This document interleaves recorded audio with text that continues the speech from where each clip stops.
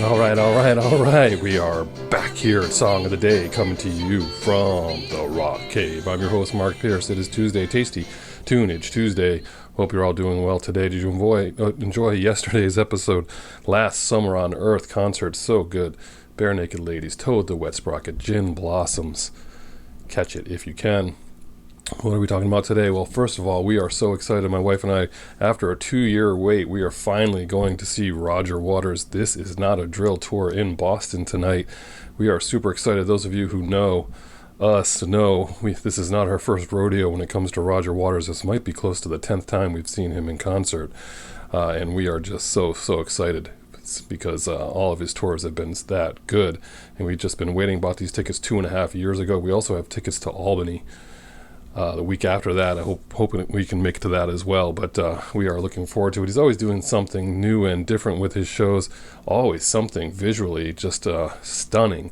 That last tour, Us and Them, with the Animals theme, my favorite record, with this just giant recreation of the Battersea Power Station, and just so much, so good. And then I've read about this one. This one's in the round, so it's in the center of the whole stadium. Lots of big screens, lots of equipment. I did read a review, and then I stopped because I don't want to read too much, but I know that he opened with Comfortably Numb, which makes me thinking, what are you thinking, Roger? But I can't wait to see it, and we are excited. So you'll hear about that here in the Rock Cave. But we're going to pivot here. We're going back to the 1960s. Don't spend enough time in the 60s here in the cave. It does take a little more research to try to figure out what I'm going to be doing as far as timelines are concerned.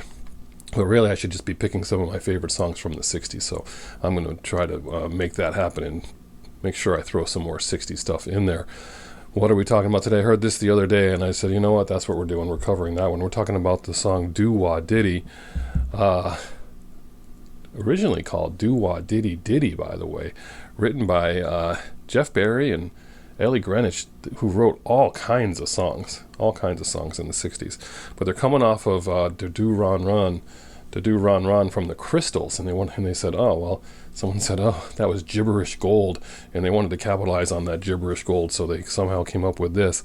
And the people who were trying to record it were trying to get it done, and then it was a lot going on there as far as that is concerned. But it was recorded by American vocal group The Exciters. You know who The Exciters were? Exciters in 1963. Brenda Reed, lead singer, or one of the singers. They had that number 4 hit, Tell 'Em. If you don't remember the song Tell 'Em, we're going to post that below. That's a great song. And on the strength of that, went to number 4. They opened for the Beatles on the North American tour in 1964. So obviously a big deal for The Exciters. They recorded this song, and Cashbox was the kind of who paid attention to what people were listening to and all the jukeboxes, and they was kind of before Billboard, or in addition to Billboard. Anyway, they would keep track of sales that way, or listening that way. And they called this a sparkling rocker that bubbles over with coin-catching enthusiasm. And it's a good version. The Exciters were an all-girl group, and then they added a guy. So there's that. But soon thereafter, 1964, it's Manfred Mann, the UK band, that takes it to number 1. This was a common theme in the 60s. A lot of British bands, especially white British bands, were taking and reimagining or re-singing a lot of other songs from black musical groups. It was just something that happened, and they brought those songs to the forefront. So that's exactly what happened here. Manfred Mann went to number 1 in 1964 with this song, and what's not to like? I mean, you can like the Exciters version. Manfred Mann is also awesome song that you can just see why it was just so catchy. And you do hear this. Do you hear this in every movie about the 1960s when it comes to military chants? I mean, it was perfect in Stripes, right? I mean, how can you not think of Stripes, which is obviously not the 1960s, but Bill Murray, John Candy, Stripes, when they're singing this, just brings that song to life in a way that you just couldn't imagine. So anyway, the Crystals went to number 78. Manfred Mann went to number 1.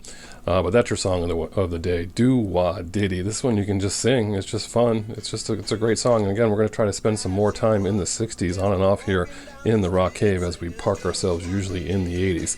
So stay tuned for that, and stay tuned for talking about Roger Waters. We can't wait to get to that and get to our seats. So whatever you're doing today, I hope it involves music.